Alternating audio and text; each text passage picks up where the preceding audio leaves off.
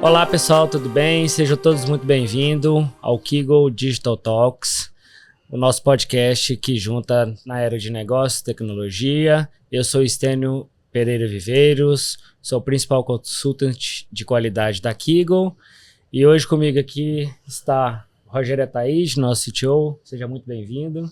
Obrigado, Estênio. Olá pessoal, boa tarde. Me chamo Rogério Ataíde, eu sou o CTO na Kiggle, sou branco. Eu tenho cabelos grisalhos, barba grisalha, um pouquinho calvo. E hoje aqui a gente tem o prazer de receber um grande amigo, um grande profissional na área de qualidade, o Hector Costa Lima, que é coordenador do COE de qualidade de uma grande instituição financeira. Obrigado, Hector, aí, por estar aqui conosco hoje nesse podcast. Seja bem-vindo. Obrigado, Ataíde. Primeiramente, gostaria de agradecer vocês pelo convite para a participação do podcast. Sou homem de 1,80 m, de cabelos enrolados, cabelos castanhos e de barba. Bom, eu sou responsável pela qualidade nessa instituição financeira e gostaria de agradecer muito vocês por essa oportunidade. Obrigado, por você ter vindo aí. Hoje a gente vai falar de confiabilidade de sistemas críticos, principalmente na parte de processamento de cartões. E aí eu queria saber um pouco de você, assim, como é que foi sua trajetória, como que você chegou nessa parte de processamento de cartões. Bom, vamos lá, caiu um pouco de balão, né, ali no processamento de cartões, mas eu comecei minha trajetória já no ramo financeiro, né, como desenvolvedor COBOL, aí já entrega um pouco da minha idade. Da idade, né? Aí depois eu trabalhei um pouco em empresas de telecom, consultorias, ali na área da qualidade. Voltei aí para o mercado financeiro, aonde eu trabalhei em frentes de qualidade. Legal. E aí, durante esses trabalhos de qualidade, eu fui pescado por um dos executivos do banco para estruturar essa área de qualidades nessa área de cartões. De cartões, né? Legal. Hector, vivendo aí um tempo essa experiência na parte de cartões, hoje as instituições financeiras, elas são sistemas críticos, elas possuem sistemas críticos não somente para todo o ecossistema bancário, financeiro, mas também para a sociedade, né, para o Brasil em si. E como é que hoje é feita a garantia, né, da disponibilidade, dessa confiabilidade desses sistemas críticos, né? O que é feito para garantir isso aí, para ter uma continuidade? Quando a gente fala de sistemas críticos e sistema financeiro, a gente está falando do dinheiro das pessoas, né? Então, quando a gente fala do dinheiro das pessoas, a gente tem que tratar com muito carinho, né? Então, a gente está falando sobre ter uma alta disponibilidade, a gente está falando sobre garantir a segurança, a gente está falando sobre ter uma boa experiência para os clientes também. Então, a gente precisa se preocupar com cada um desses pontos. Legal. Isso com essa onda de bancos digitais, de cartões virtuais, né? Antigamente tinha lá a maquininha, né? Acho que não sei se todo mundo aí conhece aquela maquininha que você passava o cartão do carbono. Tinha que assinar. Isso não existe mais. Hoje, na verdade, eu ando com o celular. Às vezes eu saio no final de semana com a família, tô à noite no restaurante. Isso tem que ser não só confiável, igual você falou, a segurança tem que ser eficiente, né? Eu tô ali, tem que fazer um pagamento rápido, tem que funcionar. Isso, como é que você gerencia isso, assim, com tantos dispositivos, com tantos... para ser rápido, como é que fica essa parte? A gente tem que pensar sempre na disponibilidade disso, né? Então a baixa latência, né? Então, quando a gente fala de baixa latência, imagina, eu estou fazendo um pagamento pro Ataíde agora. Sim. E aí ele vai processar isso para daqui 5 dias. E aí isso, quando a gente fala hoje, é um absurdo, né? Mas olhando alguns anos atrás, era a nossa realidade. Então, hoje em dia, a gente tem que garantir que isso aconteça de forma rápida, eficiente, que a gente garanta a segurança também desses sistemas. Até hoje, que a gente fala muito sobre ataques hackers. Uhum. Então, como uma instituição financeira, você tem que garantir também a segurança dos clientes, né? Porque a gente tem dados de milhares e milhares de pessoas, né? Verdade. Por garantir essa segurança, essa disponibilidade, hoje, como você falou, antigamente processava em horas, agora a gente está falando de segundos, né? Quando a gente vai aí para o Pix, por exemplo, já é uma coisa muito mais rápida do que era antigamente. É mesmo. E com certeza você tem uma série de regras, normas, né, de compliances ou regulamentações que você precisa seguir, né, como uma instituição aí de meios de pagamentos. Mas como é que ela contribui, né, ao favor disso tudo, tanto para quem está ali no lado do cliente, como também para a instituição? Como é que isso ajuda e contribui nas operações diárias? Eu acho que essas normas, elas norteiam, né? Uhum. Então, eu acho que é o que define a regra do jogo para todas as instituições.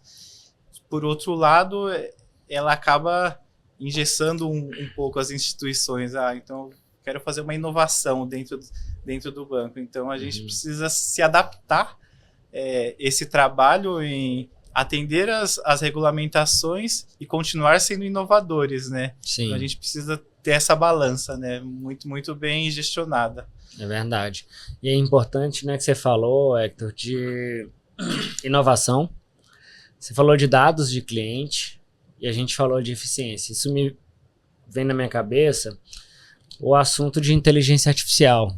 Eu acho que os sistemas de pagamentos, a Thaíde até comentou sobre o Pix também, mas, né, nosso foco aqui é cartões. Como é que a gente vê todos os sistemas de, aí, né, não só DeepSeek, ChatGPT, mas mesmo os agentes e tal, como é que isso influencia ou ajuda na eficiência operacional, ou nessa eficiência na hora do pagamento, na parte essa performance, dessa né? performance, Eu acho que a gente tem aí muita pista para percorrer quando a gente fala de inteligência artificial. Uhum. Então, acho que é uma grande corrida hoje. Então, hoje parece ser muito, muito inovador, né? Então, assim, a OpenAI trouxe o ChatGPT e deu aquela chacoalhada no mercado. Sim. Então, assim, o que parece ser muito inovador ainda tem muita coisa para ser desvendada.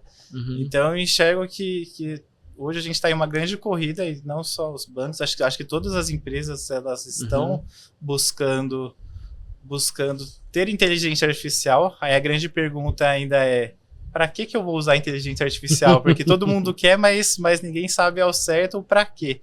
Qual o objetivo claro que isso vai me ajudar, né? Exatamente. Então, a gente tem diversos cases e estudos, então, para sistemas de fraude, para sistemas de desenvolvimento, então, próprio para a gente usar essa inteligência artificial dentro de esteiras, no desenvolvimento de código ali junto ao desenvolvedor, então, ajudar a escrever o próprio código, aí puxando um pouco de sardinha aqui para o meu lado, que é da qualidade, né?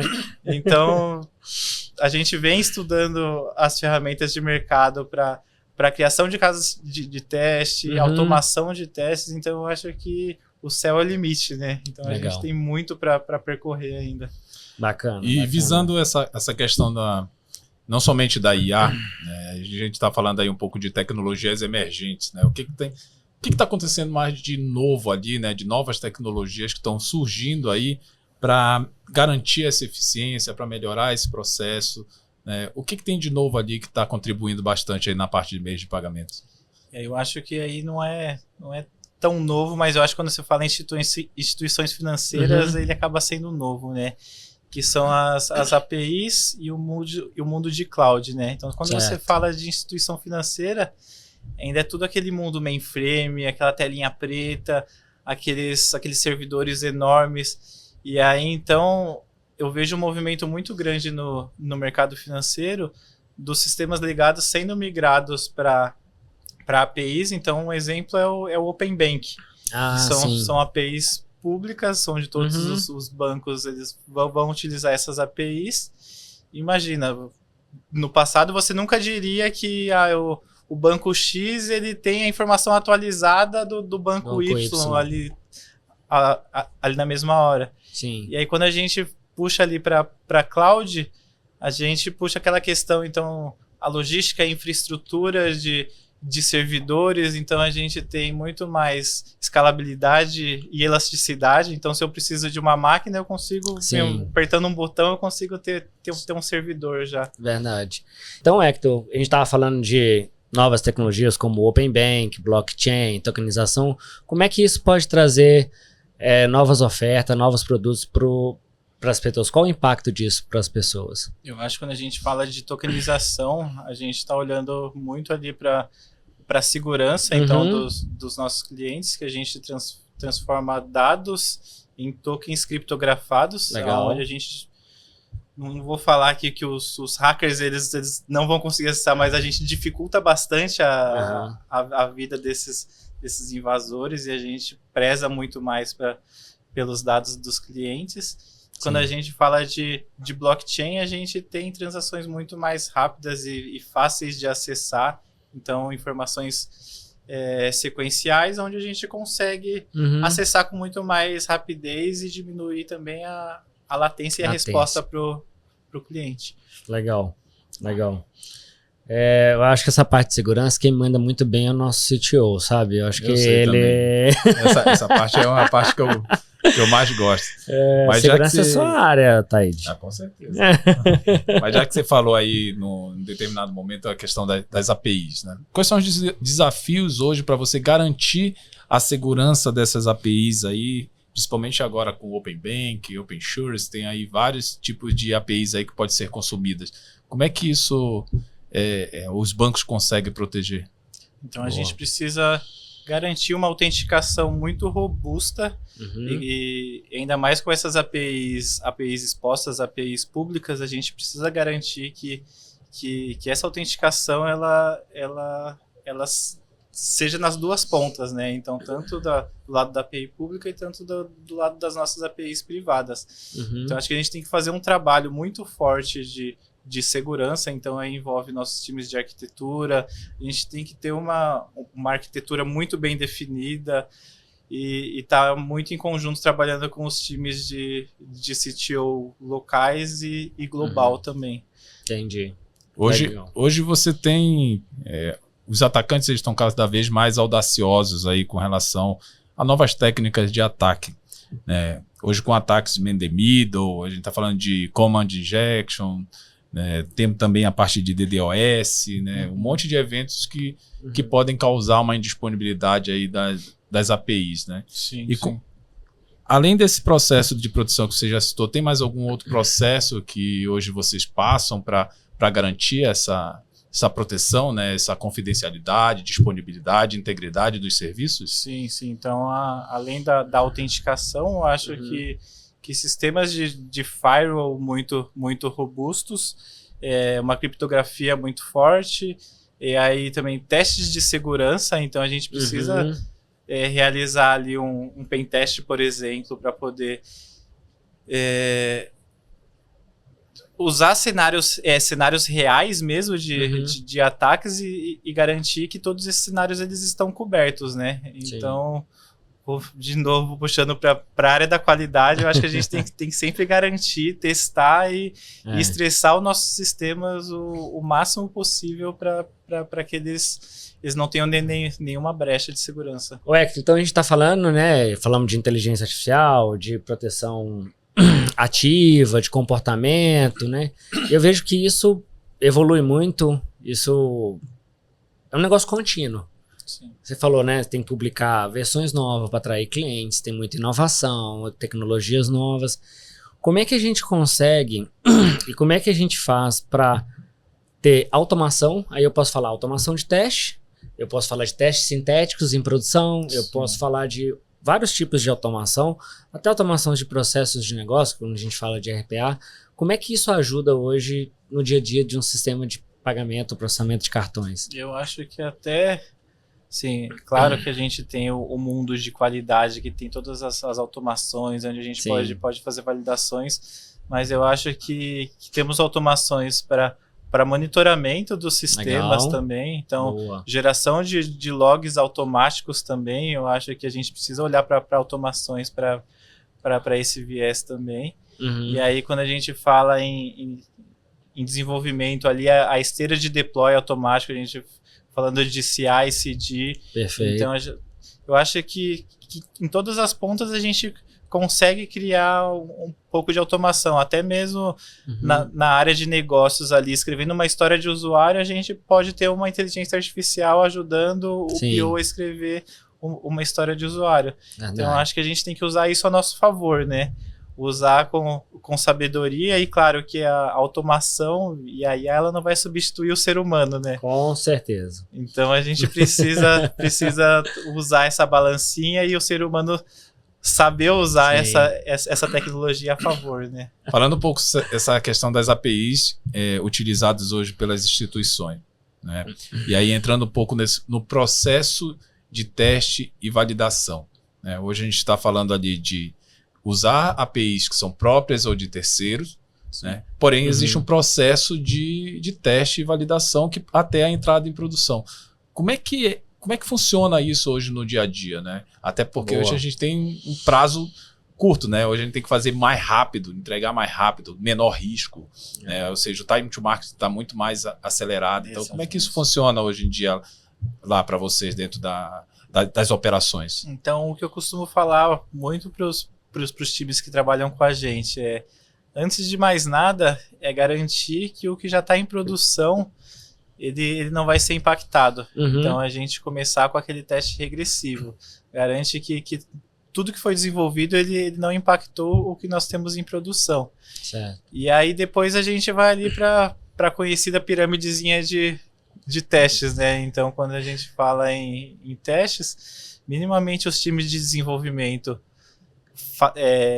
realizarem os seus testes unitários, depois a gente trabalhar ali com a integração dessas APIs e ali, não menos importante, na pontinha da pirâmide, a gente testar os cenários reais de teste ali, os testes funcionais, né? E aí, claro, a gente tem outras técnicas. Então, por exemplo, em produção tem o Canary Test, né? Então, ali a gente tem um grupo reduzido de pessoas que vão validar essas funcionalidades em produção. Então, aquela zona segura, né? Então, antes de mandar para produção de fato, para o público, a gente coloca ali para aquelas pessoas testarem. É uma forma de trazer, né? Um pequeno público, aquelas novas funcionalidades, para depois você expandir isso, ou seja, fazer um deploy controlado daquelas novas funcionalidades. Legal, Hector. Eu acho que isso você falou de monitoramento, né? Monitoramento de produção, Canary testes. Só que eu vejo que a gente tem muita informação, né? A gente tem informação, a gente falou de ferramentas SAST, DASH, ferramentas de proteção. Como é que eu junto isso tudo e dou uma visão de métricas, né? De desempenho, de performance, que não seja só produção, que seja também nos ambientes de desenvolvimento, para nossa gestão, né? Como é que eu faço isso para dar visibilidade? Hoje a gente usa as métricas DORA, né? Que são DevOps Research and Assessment, né? Que são métricas que foram criadas pelo Google. Então nada mais é que elas dão... Eu vou até usar minha colinha. Sim. Elas dão métricas de tempo de entrega das mudanças, frequência de deploy, tempo médio de recuperação, taxa de falha em mudanças, e aí a gente cruza essas métricas com métricas de qualidade. Tá. Então, o percentual de falhas que estão acontecendo em produção, a gente consegue casar com... Foi realizado os testes regressivos mesmo, os meus testes, ele tem a cobertura ideal, então a gente consegue criar planos de ação para poder atacar exatamente... Causa raiz. Né? Exatamente a causa raiz. Boa. Você está falando aí na parte de métrica, né, inclusive do uso do DORA dentro do dia a dia de vocês, assim, provavelmente você também deve ter métricas de downtime. Sim. E provavelmente downtime deve afetar de uma forma significativa os negócios, né? Sim. Como é que o quanto isso afeta, o quanto impacta um downtime hoje dentro de uma instituição que está trabalhando ali com a parte de cartões, principalmente com essa parte de meios de pagamentos? Então, quando a gente fala com pagamentos, qualquer milissegundo, ele vale muito. Então isso pode causar um downtime, assim, seja pouco que seja, ele pode causar um risco financeiro muito alto. Ele pode causar um risco de imagem para a instituição também. Então a gente tem que estar sempre atento e sempre de olho para garantir que a aplicação esteja sempre de pé. Fora a confiabilidade ali do consumidor que está ali, né, esperando para fazer aquela transação e de repente tem uma indisponibilidade aí. Isso também horrível, acaba né? trazendo, às vezes, horrível. Então, garantir essa disponibilidade deve ser um dos fatores aí mais importantes aí dentro da instituição, né? Prioridade zero, né? Então, imagina que fora, todo mundo para poder corrigir. Verdade. E é interessante, né? Vocês estão falando de downtime aí. É difícil pro cara de negócio também, assim, né? Ele tá louco pra colocar uma nova funcionalidade, né? Eu quero... Com certeza, né? Na verdade, não só colocar funcionalidade, mas garantir que ela vai ficar disponível, né? Eu acho que o desafio... talvez não seja lançar aquela funcionalidade, porque a gente tem equipe de desenvolvimento, tem de teste, né? Tem todo esse processo. Sim. Mas depois que está em produção, né? Fazer um rollback é um pouco mais complexo, mais difícil. Você tem toda a expectativa gerada aí pelo time, pelo próprio usuário que está ali recebendo essa nova funcionalidade. Exato. E aí, Hector, até te volto para uma pergunta assim, como que eu equilibro isso? Né? Como é que eu vou equilibrar o meu cara de negócio, que é o cara que tem que dar resultado financeiro para a companhia, do tipo produtos, que acabam impactando nas novas funcionalidades, eu preciso colocar isso em produção.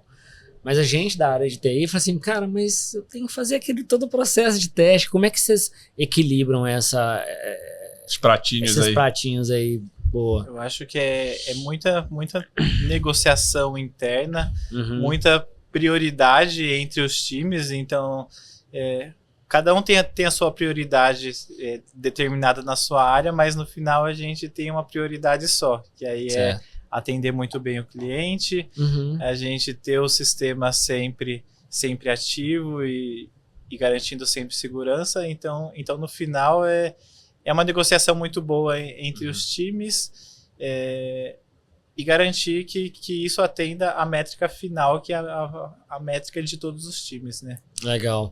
Vou até fazer um link com o podcast que a gente teve anterior, que isso tem muito a ver com os processos ágeis, né? Você levar um valor para o cliente, mesmo que seja em pequenas partes, em MVPs. Exatamente. Equilibrando esses pratos, né? E falando, olha, todo mundo tem o mesmo objetivo de atender o nosso cliente final, que é o que você comentou. Aí, né? Aí você está falando da qualidade de ponta a ponta, né? De ponta a ponta. Já vendo o todo, né? Sim. Aí segurança, disponibilidade, os testes, né? Todo o processo. Usabilidade, experiência do usuário. Sim, isso é bem interessante. E não vamos esquecer também a parte de acessibilidade, né? Acessibilidade. Que é um item aí, com certeza, que tem crescido bastante, né? O uso das soluções, né? E aí não somente bancárias, mas com qualquer outra solução, né? Pelo uso dos portadores de deficiência, né? Os PCDs, né? Necessidades especiais. Exatamente. Tem um mercado gigantesco financeiro que é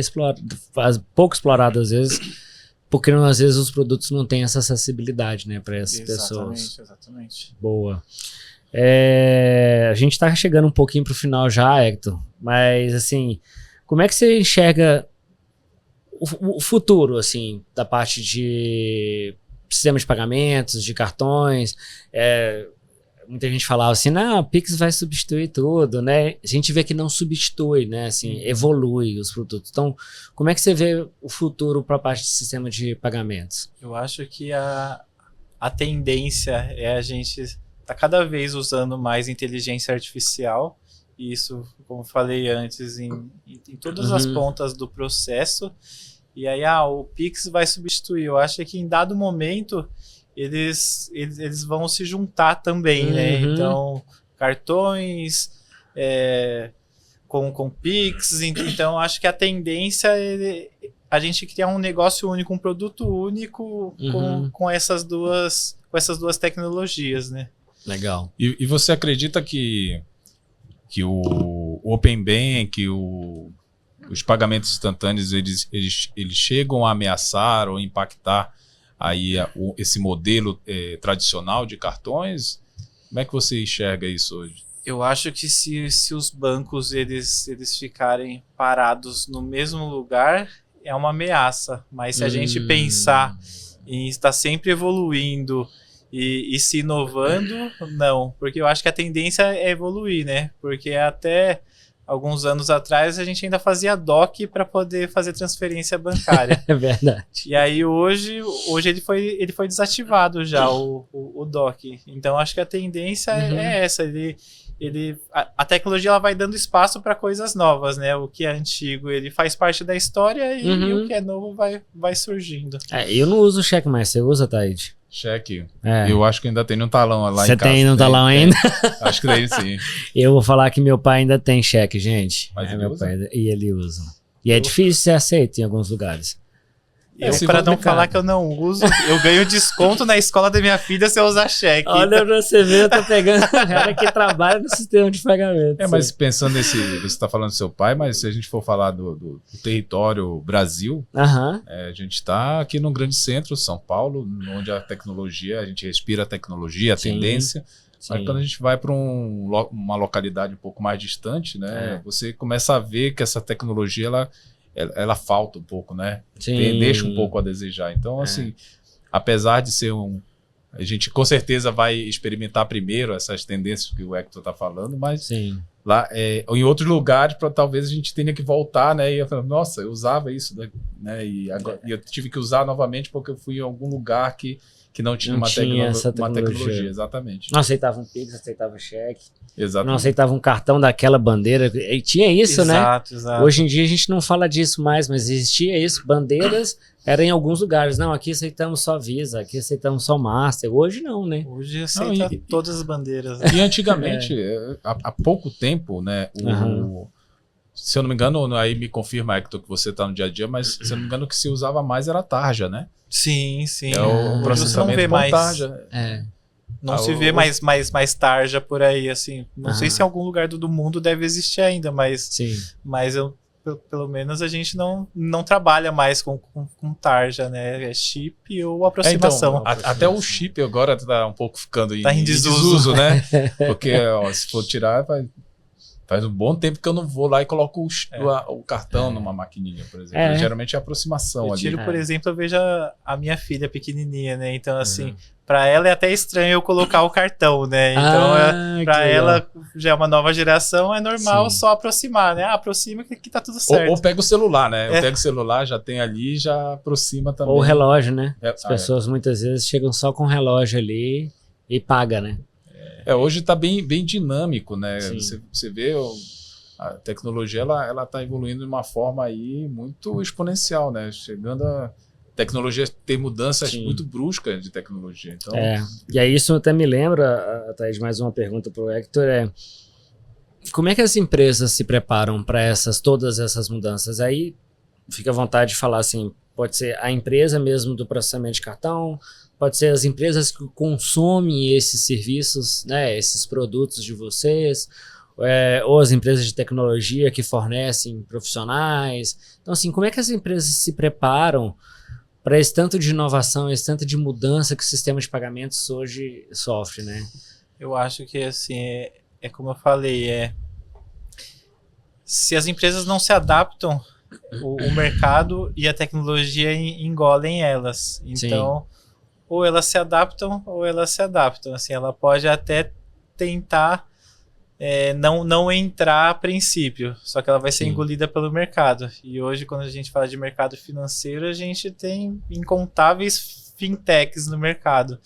Então tem pelo menos umas 100 fintechs só esperando aquele grande banco dar uma escorregada. A oportunidade, a oportunidade. Então, assim, a gente tem que estar sempre estudando, sempre pesquisando e por dentro, né? Então, criar laboratórios para experimentação dentro de casa e tá sempre por dentro, né? Eu acho que a ideia é essa. Sabe que isso me lembrou uma coisa assim, o mercado engole mesmo, né? Você tá falando, aí me lembrou, eu tô lendo um livro, foi até uma indicação, que fala sobre a maneira de se repensar as coisas, né? E aí ele dá o exemplo da BlackBerry. Ela achava que o teclado nunca ia acabar. Sim. No aparelho celular. E o próprio Steve Jobs, que fala do iPhone, ele demorou 6 meses para aceitar que o time de engenharia dele pensaria num produto de celular. Ele não queria. Depois de 6 meses que conseguiram convencer ele a falar, não, deixa eu ver esse negócio de smartphone aí, pode ser que dê certo. E hoje ela é a principal fornecedora de smartphones. Então acho que, como você falou, as empresas, as pessoas têm que ter essa capacidade de ter uma humildade, que não sabe de tudo, Exato. que ali vai gerar uma curiosidade, que vai gerar uma forma de pensamento novo, de novo conhecimento, novos produtos, novas oportunidades. Então, assim, acho que é muito legal essa que você colocou, né? Até passa, né, melhoria contínua, evolução contínua, né? Evolução o tempo contínua. todo tendo que evoluir o produto, tendo que buscar novas maneiras, se reinventar. Tanto para as empresas, né, instituições financeiras ou qualquer empresa é difícil, também para nós, consultoria, né? A gente Sim. tem que estar se reinventando, Sim. né? Exatamente. Porque o mercado muda constantemente. E acho que qualquer tipo de concorrência de inovação, ela é muito saudável para o mercado, né? Porque Sim. se não fossem por essas novas fintechs, isso de tudo, Uber, iFood, Sim. a gente estaria no mesmo lugar. Então isso movimentou o mercado para que o mercado possa criar coisas novas. Gente, eu tô muito feliz com esse bate-papo, mas a gente já tá chegando no final. Acho que foi ótima essa conversa que a gente teve. Falamos sobre cartões, falamos sobre inteligência artificial, falamos sistema de pagamentos, Pix, novas tecnologias, segurança desses negócios, dessas tecnologias, segurança para os usuários, você falou, né, da parte de dados, que é importante para o cliente, novos produtos. Então, fiquei muito feliz desse bate-papo e eu queria deixar aberto tanto para a Thaís quanto para o... Deixa primeiro o nosso convidado. Lógico. Para o Hector, se quiser falar mais alguma coisa, complementar na sua mensagem final. Bom, eu queria primeiro agradecer a oportunidade de poder estar aqui com Legal. vocês. O papo foi muito bacana, muito legal. A gente sempre se fala, sempre conversa. Eu acho que as trocas são muito importantes para a gente poder aprender pessoalmente e profissionalmente também. E eu acho que é isso. A gente manter sempre se inovando, sempre por dentro das tecnologias. E aí isso tanto empresas e tanto pessoas profissionais, né? Sim. Precisam se manter sempre estudando, aprendendo, entendendo como estão os movimentos de mercado. Eu acho que essa é uma das formulinhas que a gente tem para o sucesso dos negócios, né? Sim. Bom, eu Stênio, gostaria de agradecer ao Hector, né, pela presença dele aí, pelo bate-papo. Acho que trouxe um tema que é riquíssimo, né? Sim. A gente levaria aqui mais de 1 hora, com certeza, aí, conversando sobre esse tema. Agradecer a todos que estão nos assistindo. Não esqueçam de nos seguir aí nas redes sociais, de lá no Instagram, no LinkedIn. Então, agradecer também pela oportunidade de estar batendo esse papo. Eu gosto muito de estar conversando sobre tecnologia, sobre inovação. Excelente. Muito obrigado aí pelo bate-papo aí, que foi bem saudável. Maravilha. Obrigado de novo, Hector, pelo seu pessoal. tempo. Um abraço, galera.